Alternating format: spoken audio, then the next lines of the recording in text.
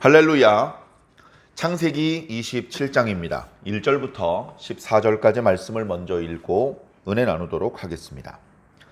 이삭이 나이가 많아 눈이 어두워 잘 보지 못하더니 맏아들 에서를 불러 이르되 내 아들아 하매 그가 이르되 내가 여기 있나이다 하니 이삭이 이르되 내가 이제 늙어 어느 날 죽을는지 알지 못하니 그런즉 네 기구 곧 화살통과 활을 가지고 들에 가서 나를 위하여 사냥하여 내가 즐기는 별미를 만들어 내게로 가져와 먹게 하여 내가 죽기 전에 내 마음껏 네게 축복하게 하라.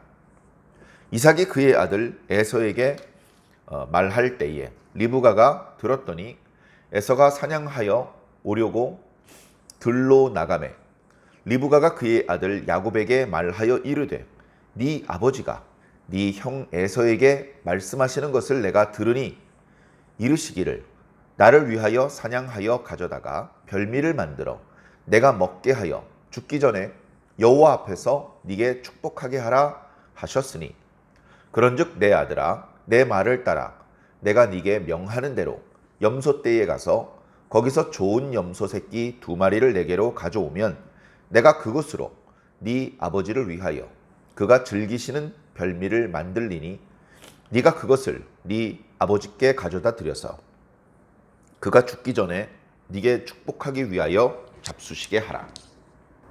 야곱이 그 어머니 리브가에게 이르되 내 형 에서는 털이 많은 사람이요 나는 매끈매끈한 사람인즉 아버지께서 나를 만지실진대 내가 아버지의 눈에 속이는 자로 보일지라 복은 고사하고 저주를 받을까 하나이다.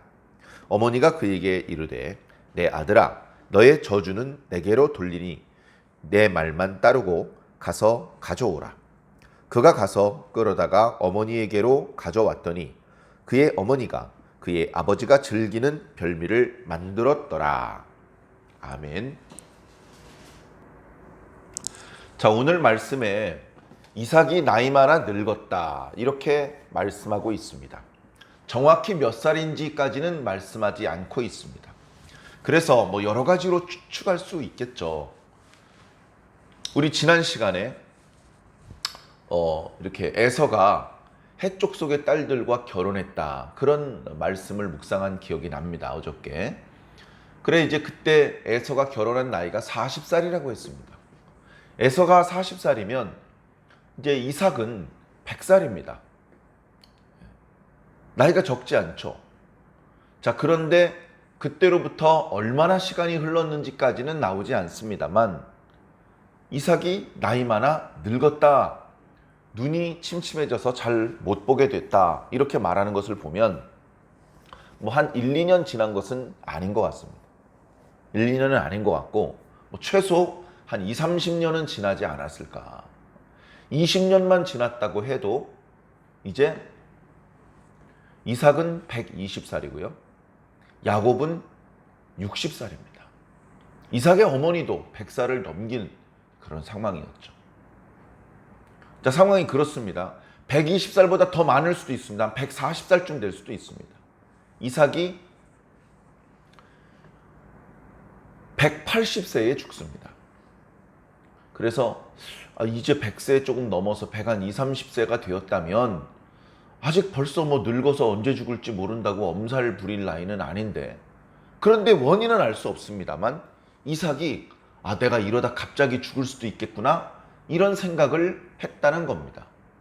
그러니까 뭔가 몸이 예전 같지 않다는 것을 느꼈고 이때 즈음에 몸이 좀 불편한 적이 있었는지 이러다 병이 한 번 더 오면 다시 자리를 털고 일어나지 못할지도 모르겠다는 그런 두려움이 어쩌면 있었는지도 모르겠습니다.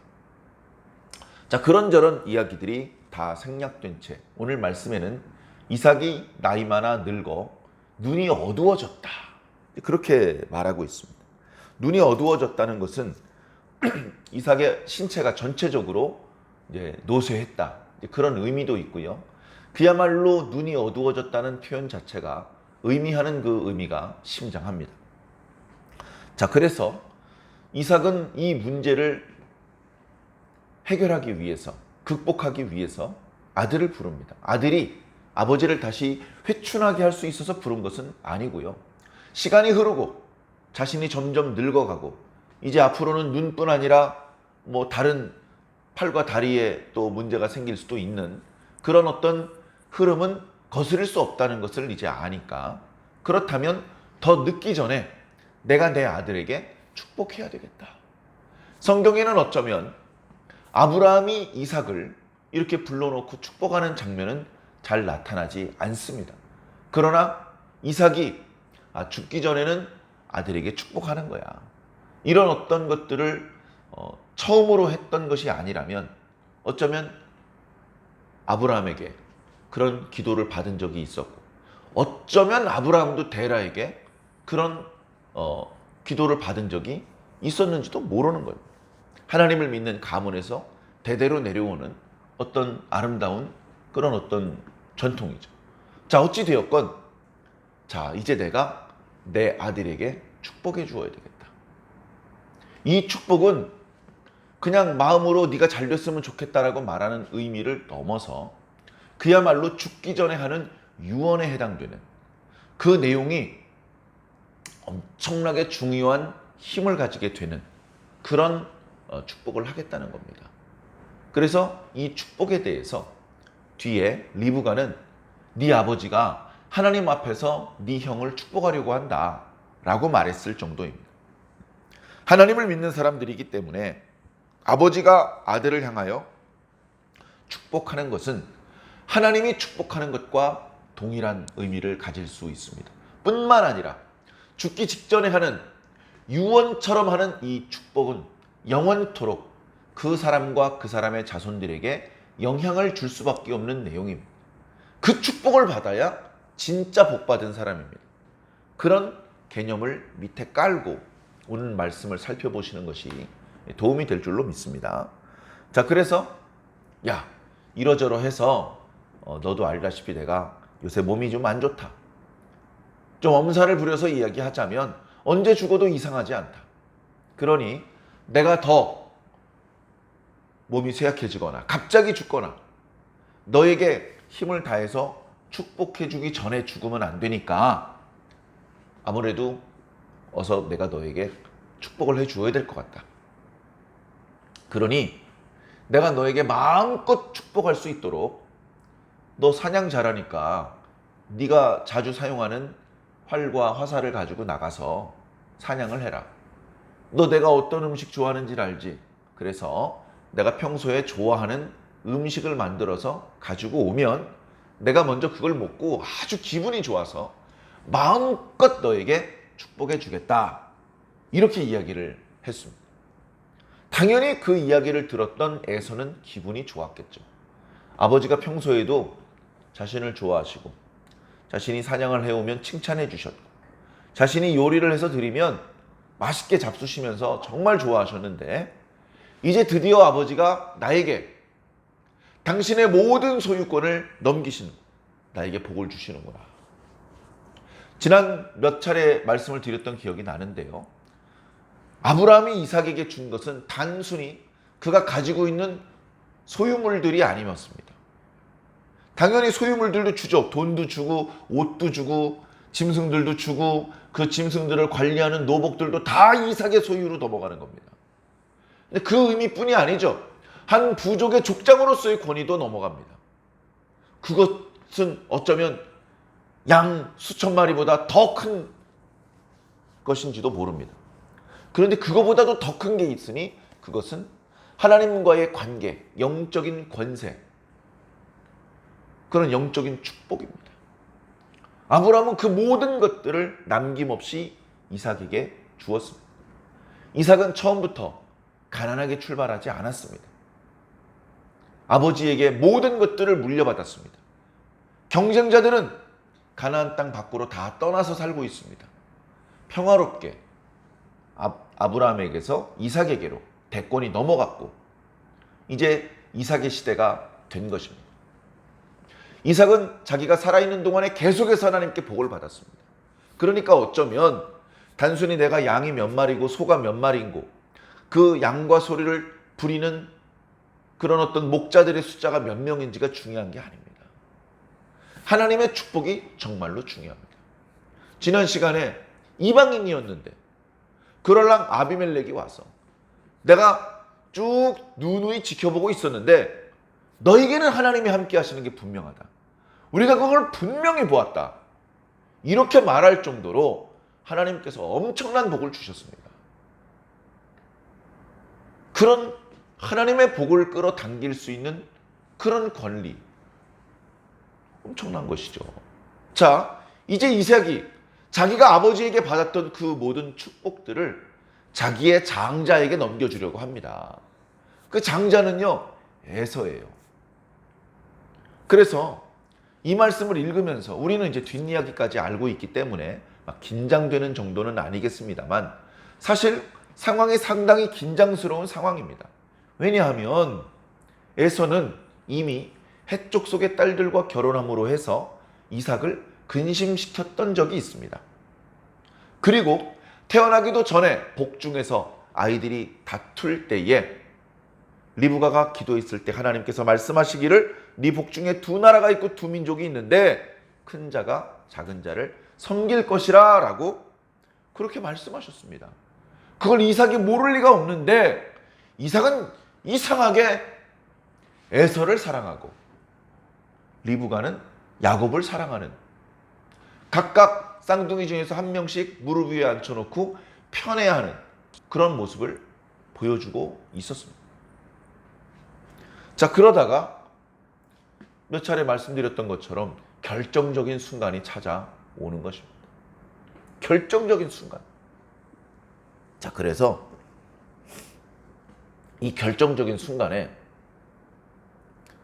이제 이삭은 에서에게 복을 주려고 하고 있고, 자, 그런데 우연히 리브가가 이삭이 조용히 에서를 불러서 단둘이서 한 이야기를 엿듣습니다.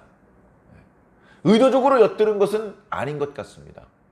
날마다 뭐 염탐만 하고 있을 수는 없지 않습니까? 각자 자기 일이 바쁜데 왔다 갔다 하다가 우연히 두 사람이 하는 이야기를 들었습니다.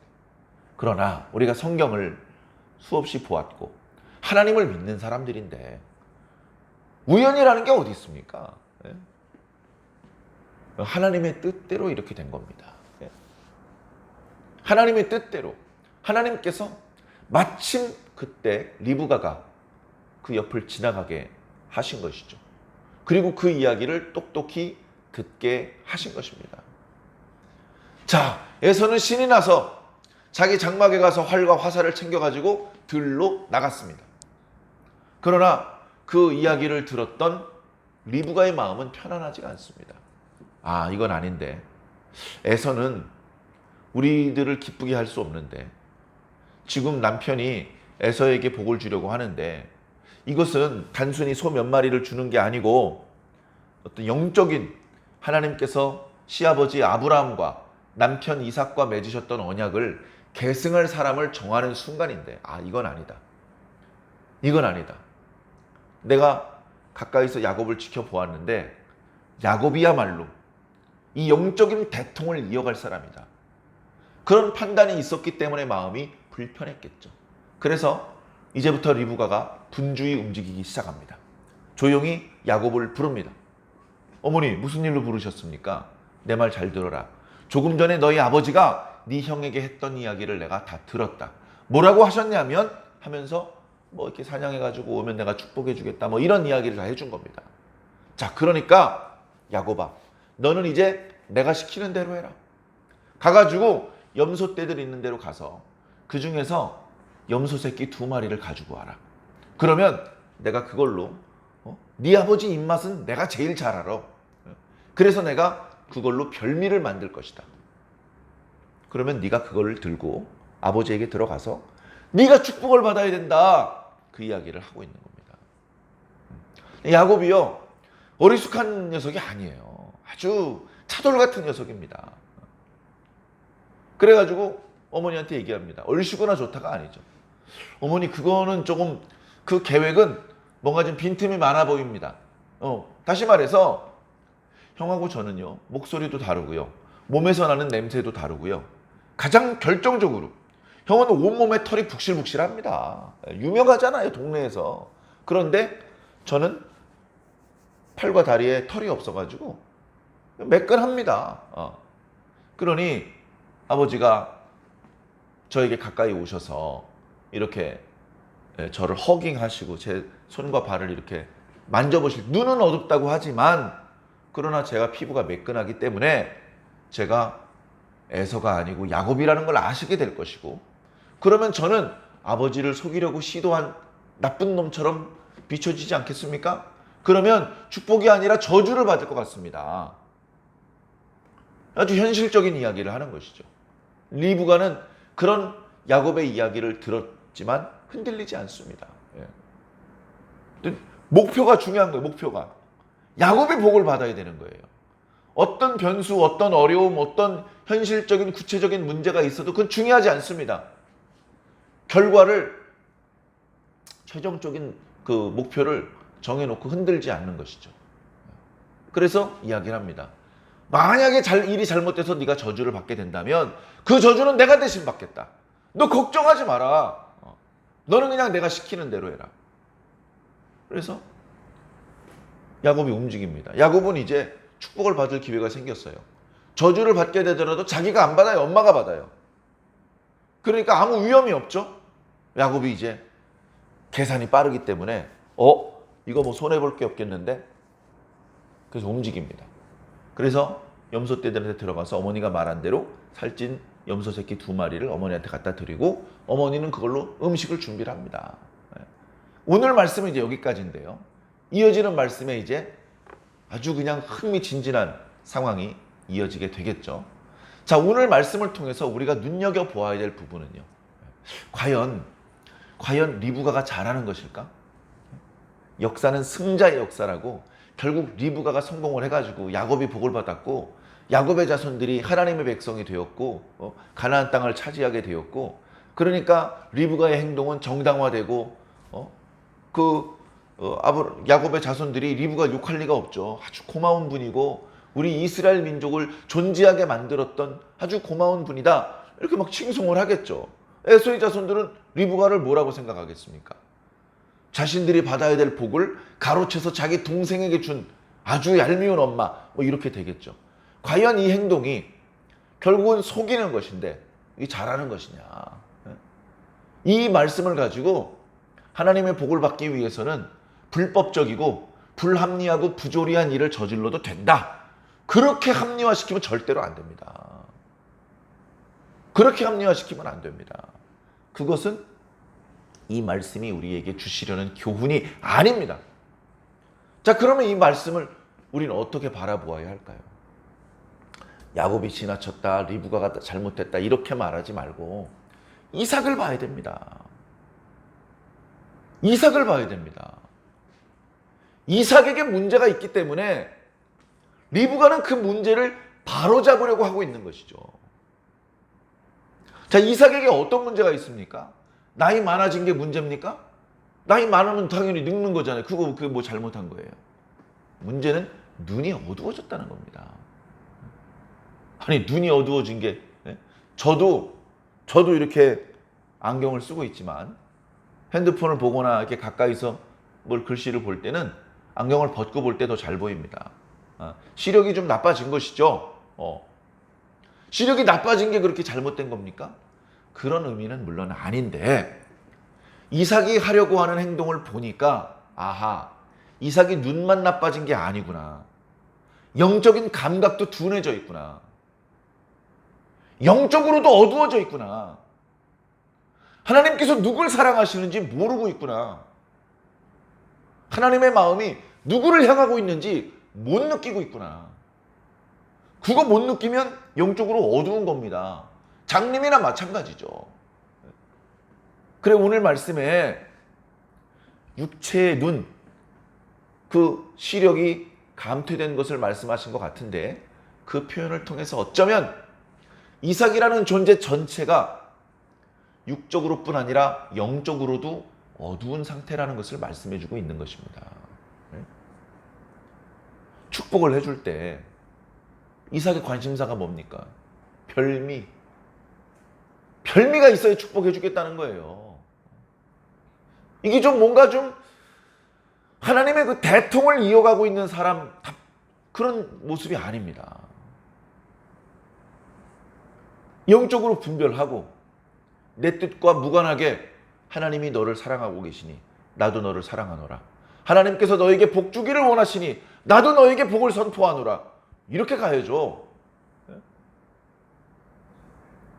그런데 이삭은 이상하게 하나님의 뜻과 거스르는 방향으로 자꾸 가려고 하고 있어요. 평생 그런 적이 없었단 말이에요.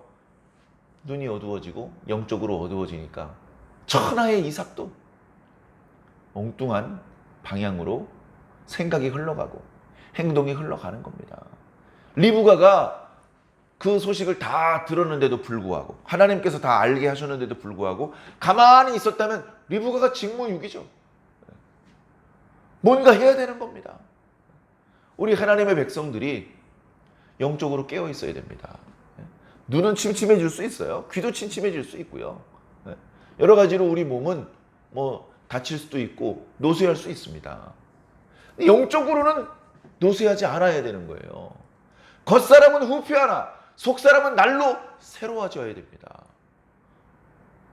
육체는 조금씩 낡아지겠지만 우리 그 육체 속에 담겨져 있는 영혼은 날마다 젊음, 청춘, 더 강한 능력, 더 민감한 감각, 더 뜨거운 열정, 그런 게 있어야죠. 하나님께서 주시는 지혜와 능력, 우리들의 영혼을 통해서 육체에게 전달되는 것 아닙니까? 그러면 우리들의 영은 젊고 건강해야 됩니다. 귀가 밝아야 돼요.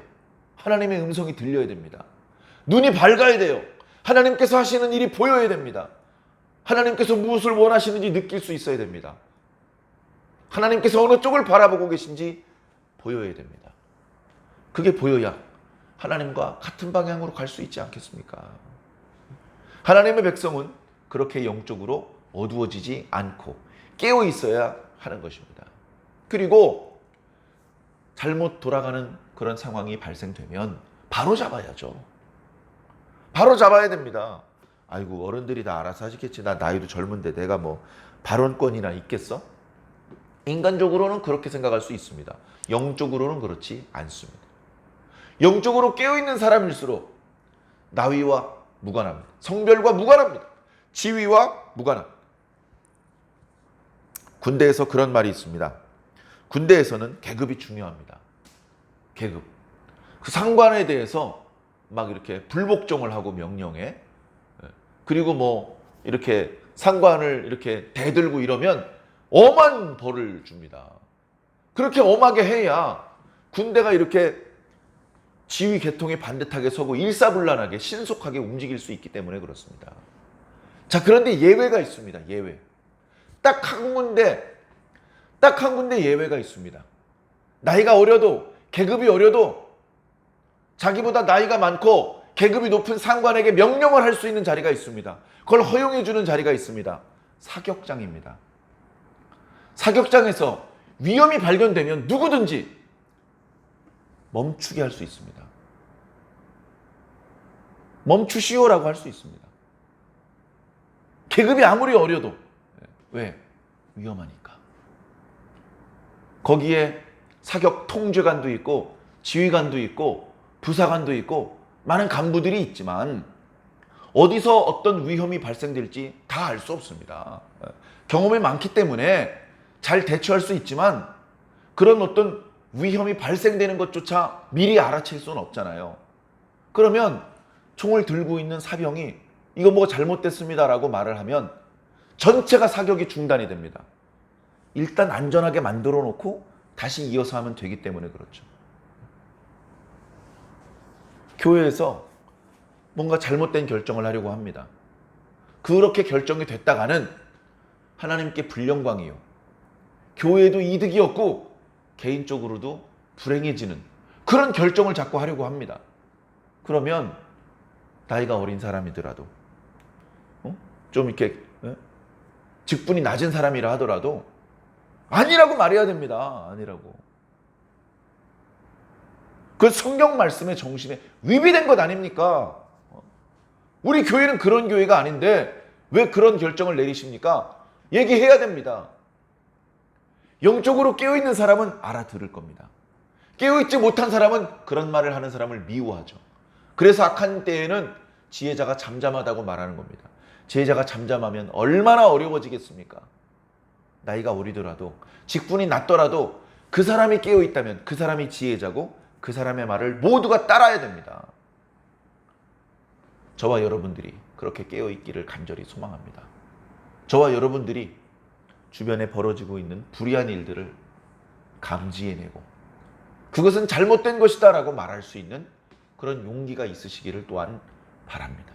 그래서 우리 개인, 우리가 속한 가정과 교회가 하나님께서 원하시는 건강한 모습으로 성장해 나가기를 예수님의 이름으로 간절히 축원합니다. 아멘.